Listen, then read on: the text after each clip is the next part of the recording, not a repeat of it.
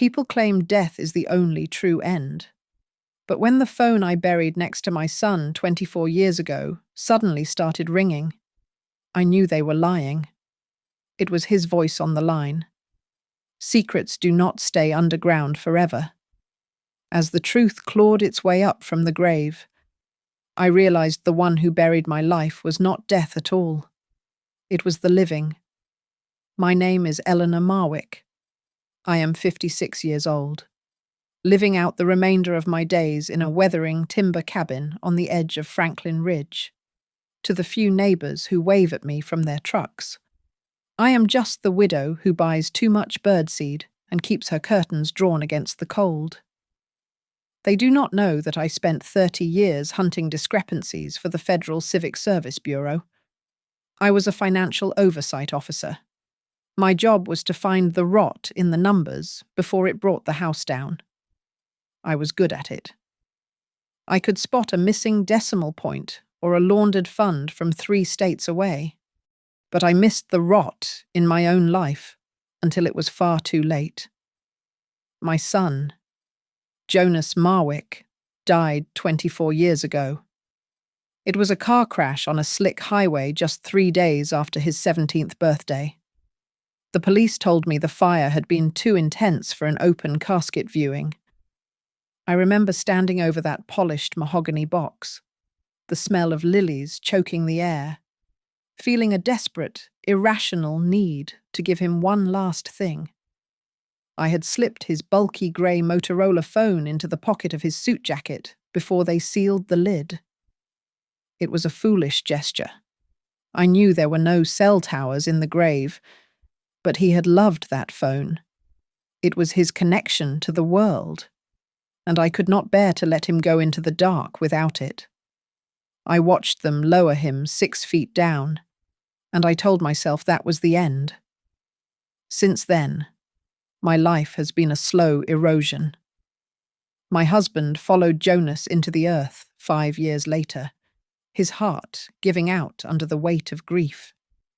His family stopped calling. The silence in this house became so thick I could almost taste it. It was a Tuesday evening in late December. The wind was howling against the north wall, rattling the window panes. I was in the living room, dusting the old porcelain figures in the china cabinet, trying to keep my hands busy. There was a wooden keepsake box on the bottom shelf, buried under old tax returns and linen napkins. I had not opened it in a decade because it hurt too much to look at the baseball cards and the report cards inside. Then I heard it. It was a sound that did not belong in this century, let alone this room. A digital, monophonic trill. My rag stopped mid-motion. The house was silent, save for the wind. And then the sound came again, muffled, distant, coming from inside the wooden box. My heart hammered against my ribs like a trapped bird. That was impossible. A battery would have corroded into poison 20 years ago. A service plan would have been cancelled the month he died. But the sound was real, piercing the quiet of my winter night. My hands shook as I lifted the lid, buried beneath a stack of condolence cards. The old grey Motorola was vibrating against the wood. The small, pixelated green screen was lit up, cutting through the shadows of the cabinet. The caller ID read, Jonas. The air left my lungs. I stared at it, certain I was having a stroke or a break from reality. But the ringing persisted, demanding and loud. I picked it up. The plastic was cold. I pressed the green button and held it to my ear, my mouth too dry to speak. Mom. The voice was static-laced but unmistakable. It was not the voice of a man of 41. It was the voice of a boy of 17. It was the voice I had heard over the breakfast table the morning he died. Mom, do not sign any papers. I gripped the edge of the cabinet to keep from falling. I am not dead, the voice whispered, urgent and terrified. and he is coming for you. The line went dead. The screen went black. I stood there in the dim light of my living room, clutching a dead phone from a dead son. Logic told me this was a cruel prank. Logic told me to call the police. But the instinct that had made me a mother, and the instinct that had made me a federal auditor, screamed something else entirely. I looked at the dark screen. My fear did not paralyze me. Instead, it burned away the fog of the last 24 years. My son was not in that grave. I set the phone down on the table. The silence of the house was no longer empty. It was heavy with a threat. I walked to the window and looked out into the dark driveway. I was not just a grieving widow anymore. I was a woman with a target on her back. And for the first time in decades, I had work to do. The headlights swept across my living room wall less than an hour after the line went dead.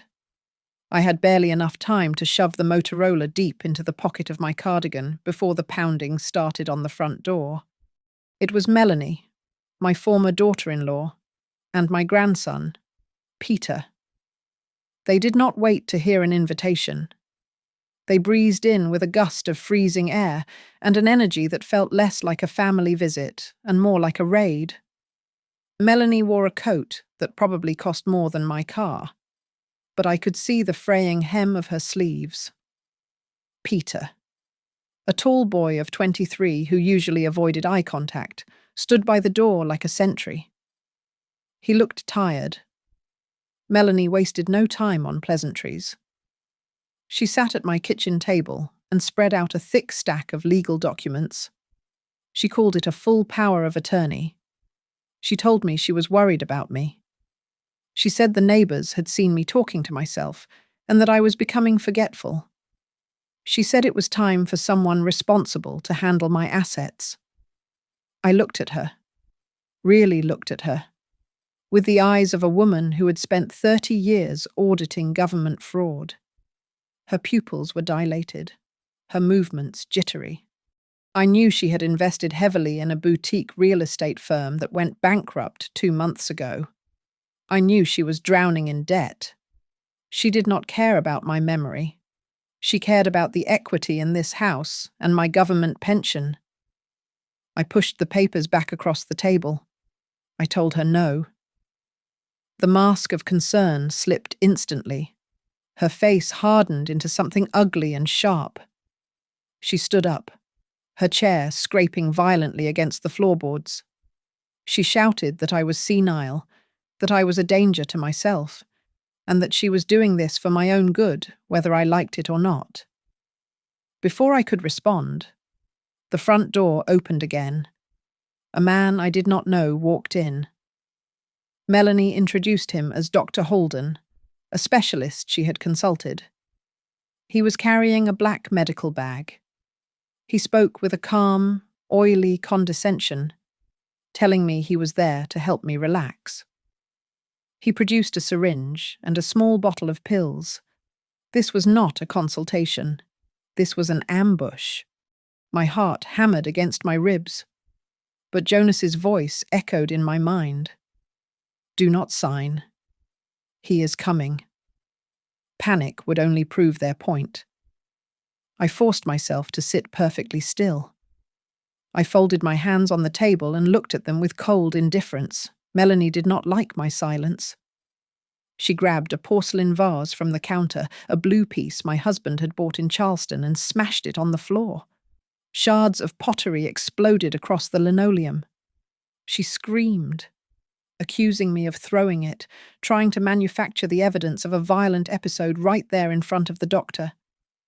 And then, a sound cut through her screaming. It was a digital trill, the same ringtone from 24 years ago.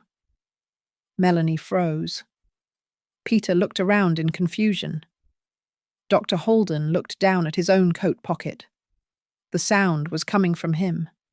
Melanie must have swiped the phone from the table when I was distracted and slipped it into the doctor's pocket to hide it, thinking it was just a piece of junk fueling my delusions.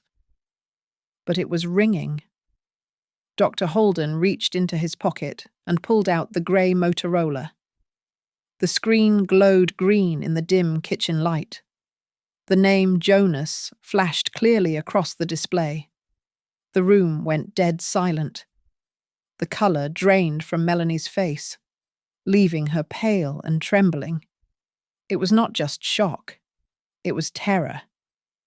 In that split second, looking at her eyes, I understood the full scope of the horror.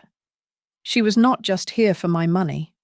She was here because she knew Jonas was alive. She was here to finish a job that had started 2 decades ago. They needed to silence me before I answered that phone again. Dr. Holden recovered first. He lunged forward, trying to grab my arm, insisting I was having a psychotic break and needed immediate sedation. I knew I could not fight 2 men and a desperate woman physically. I had to outsmart them. I let out a sob, feigning a collapse. I told them to stop, that I was confused, that I just wanted to sleep. I reached out a trembling hand and took the 2 white pills the doctor offered. I put them in my mouth, took a swig of water, and pretended to swallow.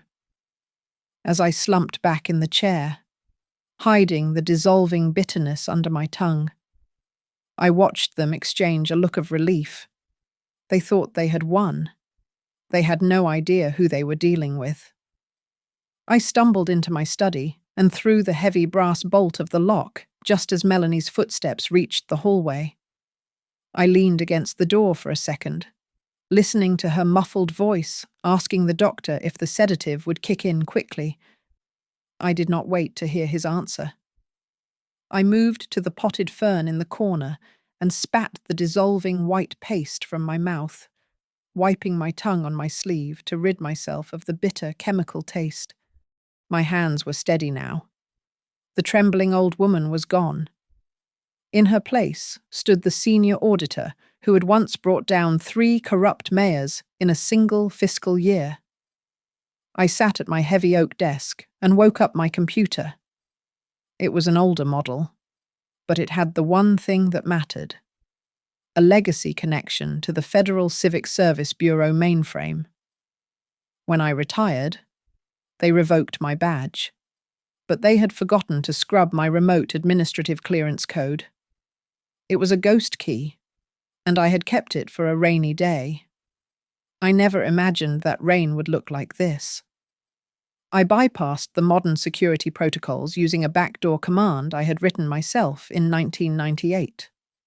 The screen flickered green, then settled into the stark, command line interface of the archives.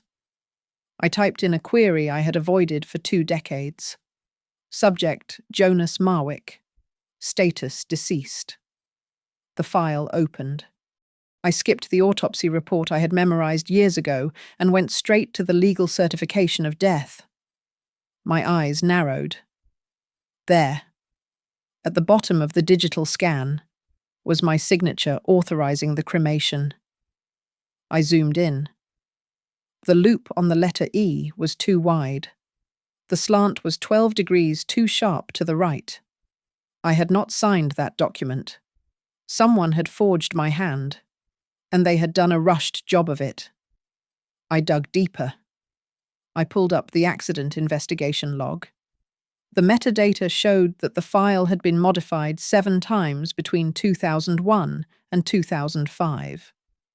Why would anyone edit a closed traffic accident file 4 years after the fact I ran a recovery script on the hidden partitions of the folder? A text file popped up. It was not an official report.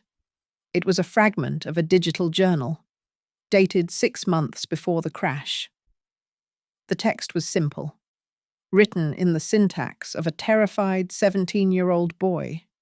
It read, "I found the variance in the Brave Citizen program accounts. It is not a rounding error. They are funneling millions. I think the director knows I saw it. There is a black sedan parked outside school again." My breath hitched. Jonas had not just been a student. He had been helping me organize my work files that summer. He had seen the raw data. He had found the fraud I missed. And he had paid for it with his life. Or rather, his freedom. I needed to know where he was. I minimized the archives and opened the telecommunications tracker. It was an illegal tool we used to use to find tax evaders. But tonight, it was my lifeline. I input the serial number of the Motorola phone. It took 3 minutes for the system to triangulate the ping from the brief call earlier. The cursor blinked over a remote location in the deep woods of Vermont. The coordinates matched a facility listed as Northwood Haven Rehabilitation Center. I cross-referenced the name in the Bureau's black budget database. It was not a rehab center. The designation code was distinct, Class 4, witness isolation. The summary described it as a holding facility for high-risk liabilities, people who knew too much to be free but were too politically sensitive to be executed. Jonas was not a patient. He was a prisoner. I heard the doorknob rattle behind me. Melanie was losing patience. I looked at the screen one last time, memorizing the route to Vermont. It was a 4-hour drive. I checked the time. It was just past 11 at night. If I stayed, the drugs would be forced into my system for real. If I stayed, Jonas would die in that cage. I shut down the computer and stood up. The grieving mother was dead. The auditor was in charge now. I had to leave this house, and I had to do it before they broke down that door.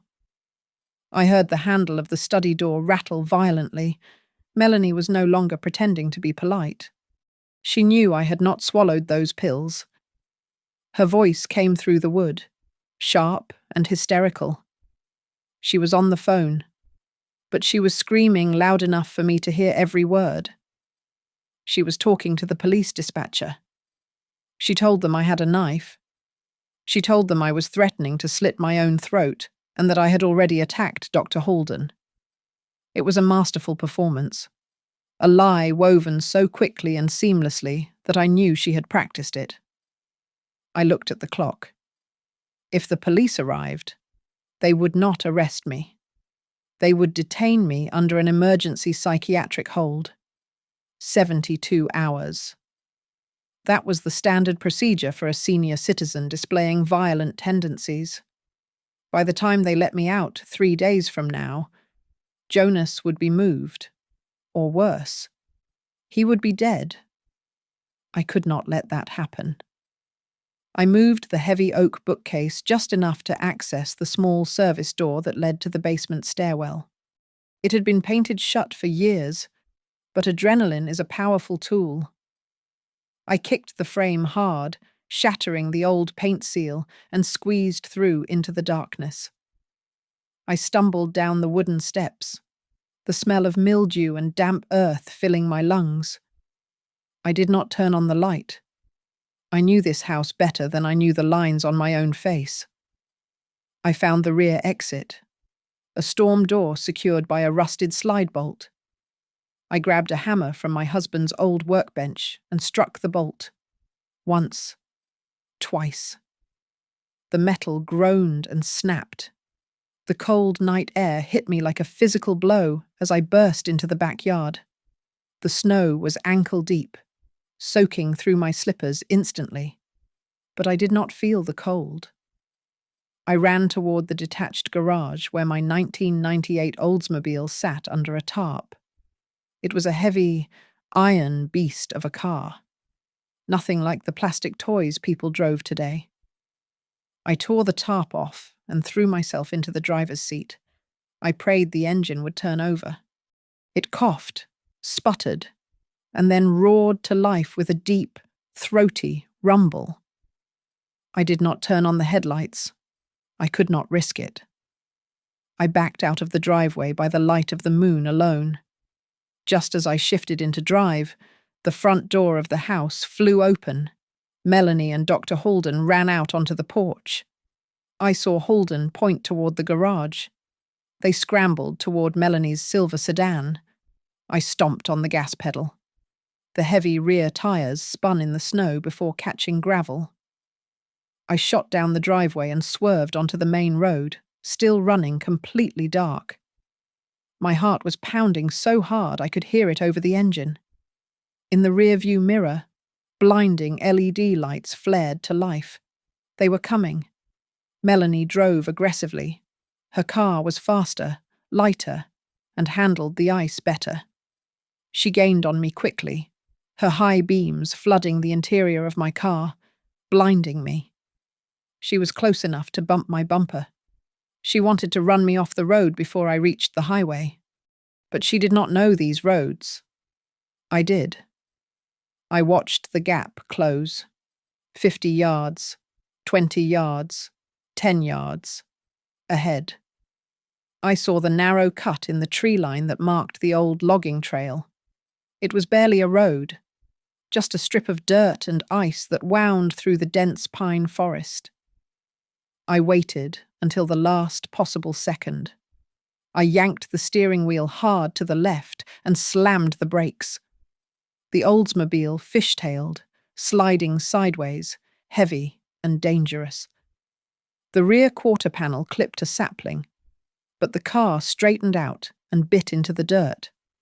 Melanie could not make the turn. I saw her brake lights flare red as she skidded past the entrance, her car sliding helplessly down the icy asphalt of the main road. I did not stop to watch. I navigated the twisting trail in the dark, the branches scraping against the roof like skeletal fingers. After 2 miles, the trail dumped me out onto the interstate on-ramp, miles away from where they thought I was. I merged onto the highway and finally flicked on my headlights. My hands were gripping the wheel so tightly my knuckles were white. On the passenger seat beside me lay the printed file of Jonas's captivity and the .38 caliber revolver my husband had kept in his nightstand. I had never fired it, but I knew how to load it. I was making good time toward Vermont when my own cell phone buzzed on the dashboard. It was not the Motorola. I had left that cursed device back in the house to mislead them. This was my personal phone. I glanced at the screen. A new text message. My blood ran cold. The sender ID was a number I had memorized a lifetime ago. It was Jonas's number. I tapped the message open. The words glowed pale blue in the darkness of the cabin. Do not come. You will die before you see me. I stared at the road ahead, the white lines blurring into a singular path. The message was meant to scare me. It was meant to make me turn this car around and go home to my empty life. But they had miscalculated. A mother does not turn around when her child is in danger. I pressed my foot harder on the accelerator. The engine roared, carrying me north, toward the truth. Northwood Haven rose out of the dense Vermont pine forest like a scar on the landscape. It was 3 a.m. when I killed the engine of the Oldsmobile about a half-mile down the service road. The facility was not a hospital. It was a fortress disguised as a retreat. 12-foot chain-link fences topped with razor wire hummed with the low, angry buzz of high voltage.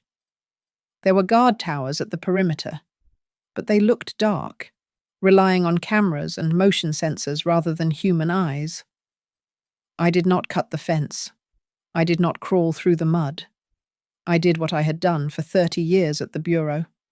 I adjusted my blouse, put on my wire-rimmed reading glasses, and grabbed a thick manila folder from the passenger seat to use as a prop. I walked straight up to the auxiliary service gate with the terrified confidence of a federal auditor conducting a surprise inspection. The keypad at the gate was an older model, a grey box that looked like it had been installed in the late 90s. I prayed the Bureau had been as lazy with their infrastructure updates here as they were in D.C.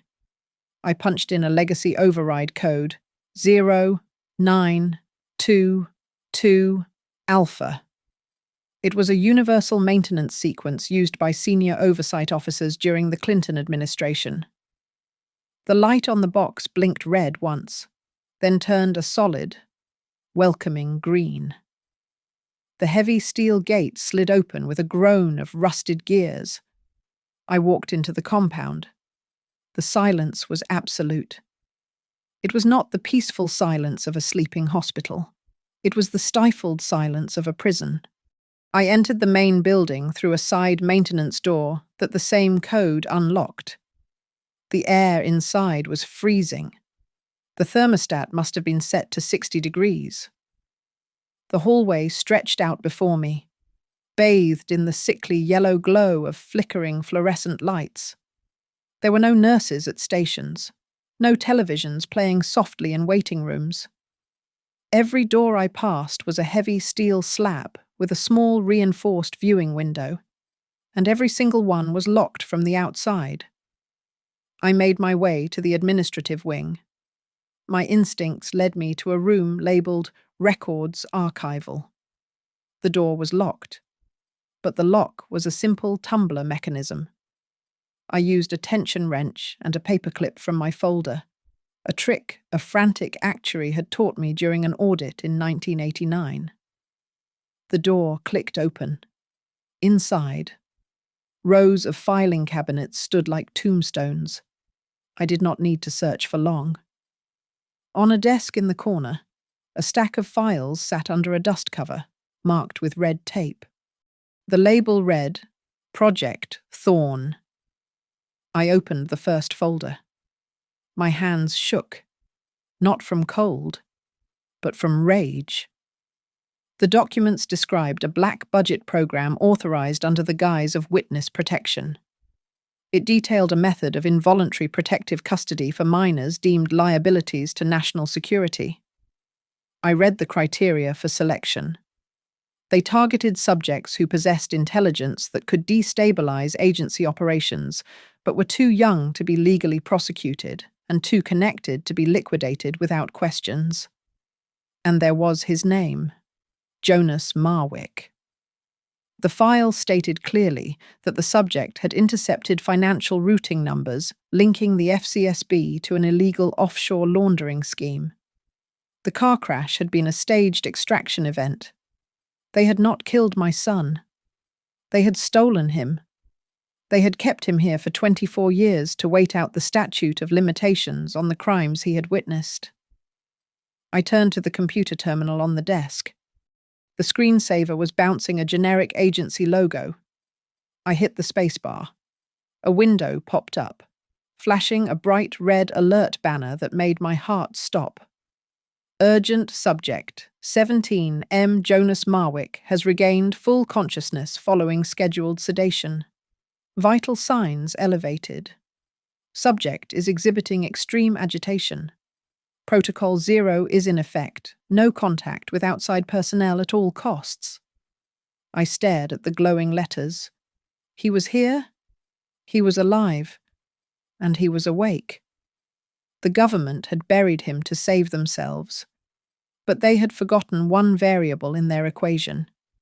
They had forgotten his mother. I closed the file, tucked the evidence under my arm, and turned back to the door. I was done auditing. It was time for a withdrawal. I memorized the floor plan from the computer screen in a split second before turning away. Isolation Wing C was located 2 floors below ground level.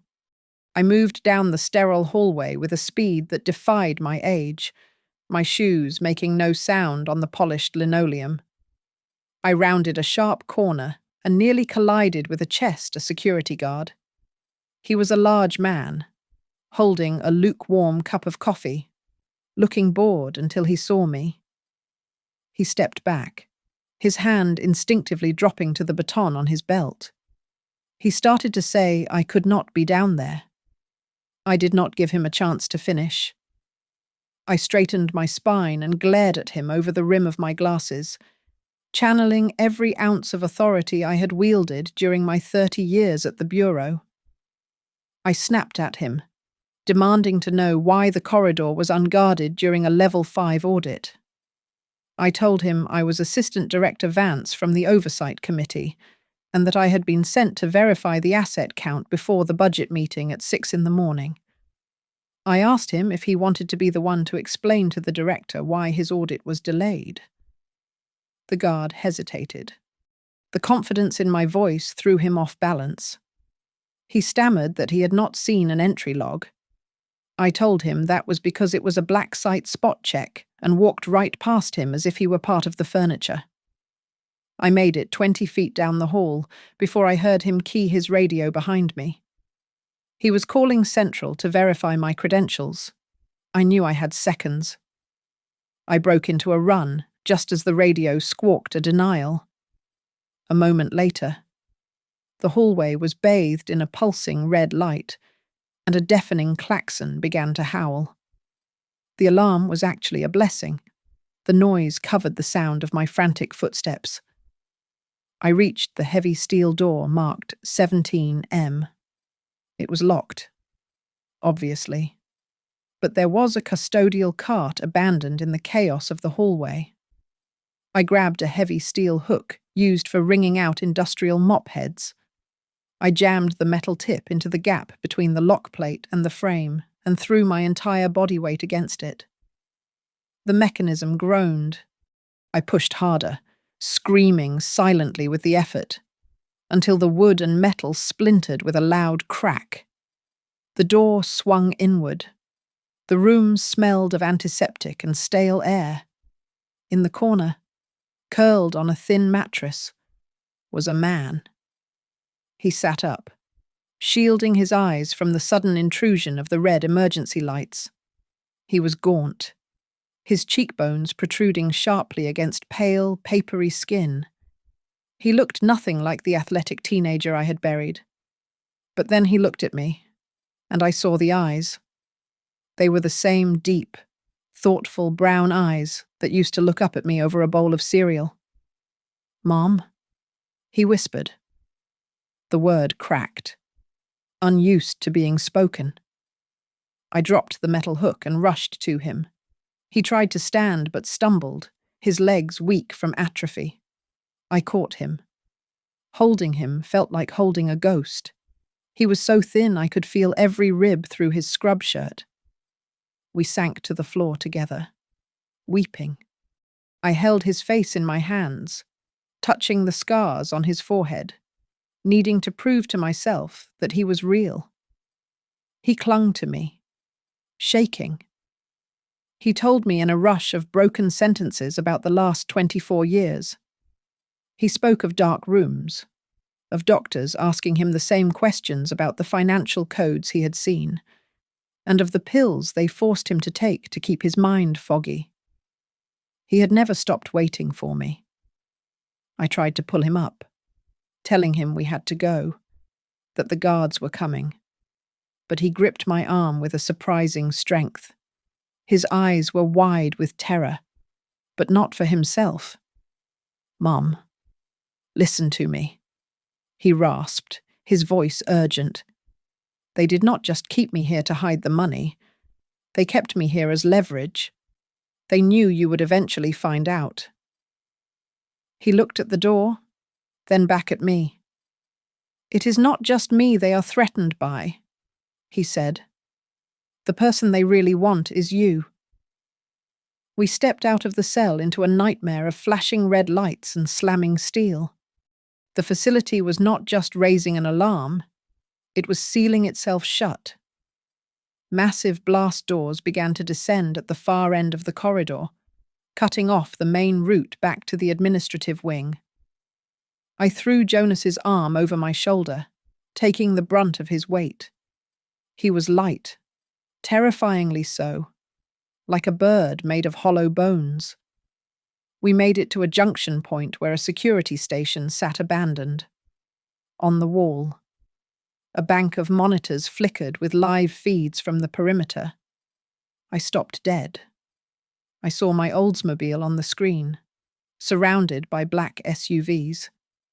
But it was the feed from the front lobby that made my blood run cold.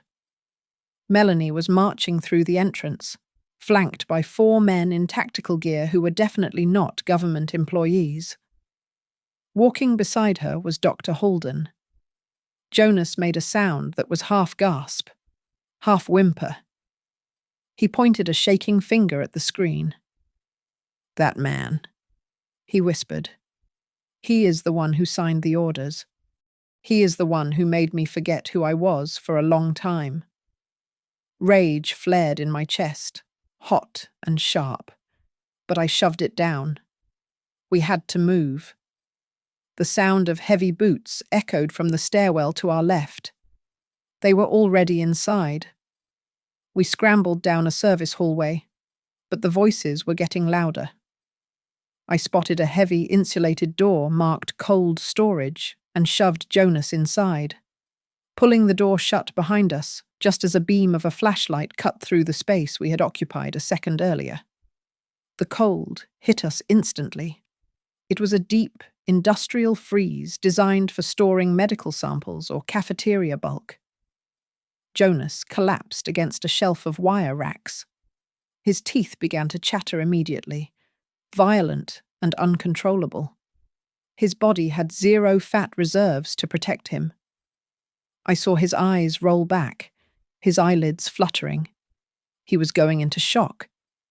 If we stayed here, the hypothermia would kill him in minutes. I grabbed him by the lapels of his scrub shirt and hauled him up. I told him we were not dying in an icebox. I told him to walk. We burst out of the freezer through the rear loading door. 2 members of the security team were at the end of the hall. They shouted the moment they saw us. We ran. It was a clumsy, desperate sprint. Jonas stumbled every few yards, his legs refusing to cooperate with his will to live.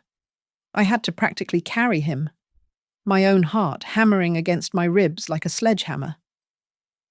We reached a narrow maintenance corridor, but the team was closing the distance. I could hear the snap of their gear and their heavy breathing. I saw a red box on the wall ahead. It was not a standard fire alarm. It was a chemical suppression trigger for the sensitive server rooms nearby. I did not hesitate. I slammed my fist against the lever and pulled it down. A hiss erupted overhead, followed instantly by a thick, opaque curtain of white chemical fog. It filled the hallway in seconds, blinding everything. I heard the security men shouting in confusion, coughing as the suppressant filled their lungs. "Keep your head down," I hissed to Jonas. We navigated the whiteout by feeling the wall. The floor was slick. Jonas lost his footing, sliding hard onto his knees. I grabbed his belt and heaved him up, ignoring the screaming protest in my own lower back. We were ghosts moving through a cloud. I felt the push bar of the emergency exit. I slammed my hip against it. The door flew open, and the biting night air of the forest rushed in to meet us. Freedom was right there. The trees were only 10 yards away. We stumbled out onto the concrete loading dock, gasping for air. "Hello? Eleanor?" I froze. Melanie was standing at the bottom of the ramp. She was not out of breath. She had anticipated the exit route while her hired thugs chased us through the maze. In her hand, leveled directly at Jonas's chest, was a sleek, black pistol. She looked at me, and then at the son I had just dragged from the grave. She did not look terrified anymore. She looked annoyed, like we were a stain on her carpet that refused to come out. The mist swirled around us, leaking from the open door. But it was not enough to hide us now. We were out in the open, and the barrel of her gun was steady. Melanie did not lower the weapon. Her hands were shaking, but not from fear. It was the adrenaline of a gambler who had pushed all her chips into the center of the table and realized she might lose everything. She looked at Jonas with a mixture of disgust and pity. She told him that he was supposed to be a patriot. She said he was a liability who had betrayed the program that kept this country safe, and that his death, 24 years ago, was the best thing that could have happened to the family. Jonas leaned heavy against me, his breath rattling in his chest. He laughed, a dry, wheezing sound. He looked at her and said that she did not care about the country. He said she cared about the check that arrived on the 1st of every month. He told me that the bureau had paid her off. They gave her a settlement to keep her quiet about the closed casket, and she had taken it.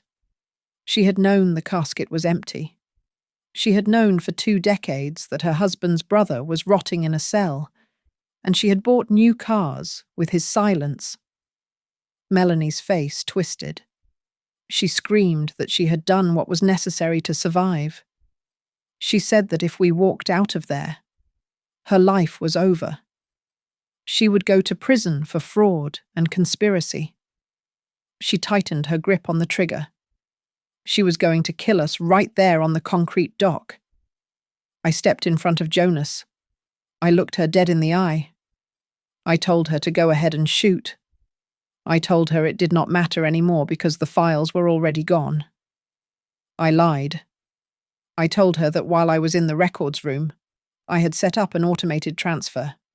I told her that the entire Project Thorn directory had been sent to a third-party server and would be released to the New York Times in exactly 1 hour if I did not enter a kill code. It was a bluff. A desperate, calculated bluff from an old woman with no cards left to play. But Melanie hesitated. Her eyes darted to the side, panic flaring. That split second was all we needed. She screamed in frustration and fired. The bullet chipped the concrete inches from my foot, sending sharp fragments into my ankle. "Hey!" The shout came from the doorway behind us. It was the guard I had tricked earlier, the one with the coffee. He had followed the commotion. He was not a mercenary like Melanie's team. He was just a facility guard, and he saw a woman in a business suit shooting at an unarmed elderly woman and a patient. He drew his taser and fired at Melanie, not us. The prongs missed her, but she flinched, turning her gun toward him. "Run!" I shouted to Jonas. We scrambled off the edge of the dock, landing hard in the snow. We did not look back. We plunged into the tree line, the darkness of the forest swallowing us whole.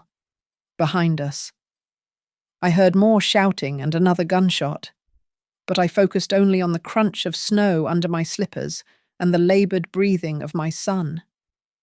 Jonas was fading. The adrenaline that had carried him out of the cell was burning off, leaving him shivering and weak. He stumbled over a tree root and fell face first into a drift. I tried to pull him up, but he was dead weight.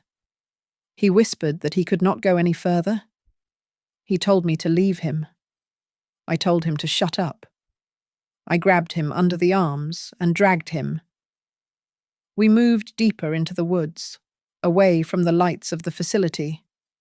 After what felt like an hour of trudging through the freezing dark, I saw a shape in the gloom. It was a small, dilapidated structure, a maintenance shack for the power lines. I kicked the rotting door open.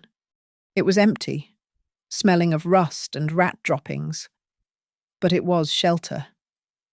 I dragged Jonas inside and shoved a heavy, rusted locker against the door to wedge it shut. It was freezing, but out of the wind. I found a pile of old canvas drop cloths in the corner and wrapped them around Jonas, rubbing his arms, trying to generate any friction, any heat. My phone buzzed in my pocket. I pulled it out, shielding the light with my hand. I expected a message from Melanie. Instead, a news alert popped up on the screen. It was a local broadcast notification. Urgent alert, police are searching for Eleanor Marwick, described as armed and dangerous. Suspect has abducted a high-risk psychiatric patient from Northwood Haven. Patient is considered volatile. Citizens are advised to call 911 immediately. Melanie had played her next card. She was not hiding the escape. She was weaponizing it. She had turned the police into her personal hunting dogs. I looked down at Jonas, who was drifting in and out of consciousness. The world believed I was a kidnapper. But looking at his face, finally free of those wire fences, I knew I would burn the whole world down if that was what it took to keep him warm. I huddled in the freezing darkness of the maintenance shack and pulled out my phone. I had 1 bar of service, but that was all I needed to light the fuse. I dialed a number I had not called in 6 years. Samuel Pierce answered on the second ring. He was a man who owed me his career. Back in 2004, I had buried an internal audit that would have sent him to federal prison for a mistake he made while grieving his wife. I told him I was calling in the debt. I told him to open a secure channel. I sent him the encryption keys to the files I had stolen from the archives. I told him to leak everything to the press, the FBI, and every watchdog agency in Washington. Samuel did not ask questions.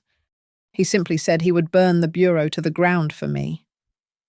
But the files were not enough. We needed something that would destroy Melanie specifically. We needed to prove she was not a victim, but the architect of this nightmare. I looked at Jonas. He was shivering, his skin pale, but his eyes were focused. I told him we were not running further into the woods. That is what prey does. We were going back to the beast's den. We circled back toward the main facility while Melanie's mercenaries were combing the highway and the forest perimeter. They expected us to flee, not to return. We slipped back into the administrative wing through a broken window in the laundry sector. The facility was in chaos, with alarms blaring and guards running toward the perimeter. The director's office was empty. I sat at the main terminal. My fingers flew across the keyboard. I bypassed the firewall and accessed the internal surveillance server. I found what I was looking for in a hidden subfolder marked Liability Negotiation. I played the audio file. It was dated 2 days ago. Melanie's voice filled the room, clear and cold. She was negotiating a fee with a distorted male voice. She explicitly stated that she would authorize the sedation order for me. She said that my death needed to look like a suicide because she needed the insurance payout to settle her debts. I downloaded the file. Outside, the sound of sirens grew louder. Not police sirens, but the heavy tactical engines of Melanie's private security team returning. They had realized we were not in the woods. They surrounded the main building. Melanie's voice boomed over the intercom system, commanding us to come out with our hands up, claiming she wanted to help us. I did not go out. Instead, I pulled out my personal smartphone. I opened a social media app I had installed to watch cooking videos and hit the button labeled Live. I propped the phone up against a stapler, pointing the camera at me and Jonas.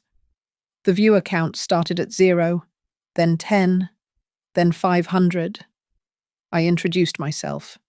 I introduced my son. And then I played the recording of Melanie plotting my murder. The reaction was instantaneous. The comments scrolled so fast they were a blur. People were tagging news outlets, the state police, and the governor. I saw the viewer count hit 10,000. Outside, the blue and red lights of the local police finally arrived, mixing with the white floodlights of the security team. But the police were not there to help Melanie anymore. They had seen the stream. The dispatchers had heard the audio. The narrative had shifted in real time. Melanie burst into the office. She looked deranged, her hair wild, her eyes wide with panic. She rushed to the server tower, trying to smash it, screaming that she would delete everything. She did not know Samuel Pierce had already mirrored the drive to a cloud server in Switzerland. The evidence was immortal now. Jonas stood up. He held onto the edge of the desk for support. He looked at the woman who had been his sister-in-law, the woman who had sold his life for a lifestyle she could not afford. Melanie froze. She raised the gun, aiming it at his head. Jonas did not flinch. He spoke softly, his voice raspy but steady. He told her he remembered the day of the crash. He told her he remembered hearing her voice in the hospital hallway before they took him away. He told her he remembered her saying that him being dead was the best thing that could happen to her bank account. Melanie let out a strangled sob. The truth hit her harder than a bullet. She tightened her finger on the trigger, her face twisting into a mask of pure hate. Glass shattered behind her. State troopers poured through the windows and the door, their weapons drawn. Red laser sights danced across Melanie's chest. A voice commanded her to drop the weapon. She looked around, realizing her private security team had already surrendered outside. She looked at me one last time, defeated, and let the gun clatter to the floor. As they shoved her face against the carpet and cuffed her hands behind her back, I reached out and took my son's hand. The camera was still rolling, broadcasting the end of her lies to the entire world. The federal raid on Northwood Haven was swift and absolute. I stood wrapped in a thermal blanket next to a paramedic ambulance, watching as agents in windbreakers marched Melanie and Dr. Holden out of the facility. Melanie was not screaming anymore. She looked small, defeated, and utterly ordinary in handcuffs. The arrogance that had fueled her for 2 decades had evaporated, leaving behind only the hollow shell of a woman who had traded her soul for a payout she would never spend. Jonas was officially exonerated 48 hours later. The story broke on every major news network, exposing the rot at the core of the Federal Civic Service Bureau. It became the largest scandal in the agency's history. Heads rolled from the director's office all the way down to the regional supervisors. Samuel Pierce kept his word, and the flood of evidence he released made it impossible for them to sweep my son under the rug again. Jonas was free. But freedom came with a cost. Jonas spent the next 3 months in a private wing of a university hospital, relearning how to exist in a world that had moved on without him. His body was frail, but his mind was a minefield of trauma. He flinched at loud noises. He could not sleep with the door closed. I sat by his bedside every single day, reading to him, talking to him, and slowly pulling him back from the edge of the abyss. I became his legal guardian, reversing the very trap Melanie had tried to set for me. When he was strong enough to travel, we left Franklin Ridge. The reporters were camped out on my lawn, and the memories in that old house were too heavy to carry. We moved 2 states away to a quiet coastal town where nobody knew our names. It was a fresh start, but the past had one last gift for us. During the investigation, agents found a wooden box tucked away in the back of the director's safe at Northwood Haven. It was given to me by a sympathetic caseworker. Inside were dozens of letters. They were written by Jonas over the last 24 years. Letters he was never allowed to send. Letters wishing me a happy birthday. Letters wondering if I was okay. Letters holding on to hope when he had every reason to let go. Reading them was the hardest thing I have ever done, but it bridged the gap of the lost years. There was one final twist of justice. The millions of dollars that had been siphoned off by the corrupt faction within the Bureau, the money Melanie had killed for, was seized. By a court order. Those funds were redirected into a new federal trust designed to protect whistleblowers and victims of government overreach. The greed that had imprisoned my son would now pay to ensure it never happened to anyone else. 6 months after the nightmare ended, I stood on the porch of our new cottage, watching the sun dip below the horizon. Jonas walked out to join me. He looked healthier now. The hollow look in his cheeks was gone, and he walked without a limp. He leaned against the railing, taking a deep breath of the salty air. He looked at me and said that he got to live a second time because of me. I reached out and took his hand, squeezing it tight. I told him no. I told him that this time, we were going to live together. The darkness of those 24 years would always be a part of us. It was a shadow we could not outrun. But as we stood there watching the light fade, I knew that while the truth had demanded a terrible price, getting my son back was worth every penny. Thank you so much for listening to this story. I would love to know where you are tuning in from, so please drop a comment down below and share your thoughts with me. If you enjoyed this story, please subscribe to Grandma's Family Diary, hit that like button, and smash the hype button to help this story reach even more people.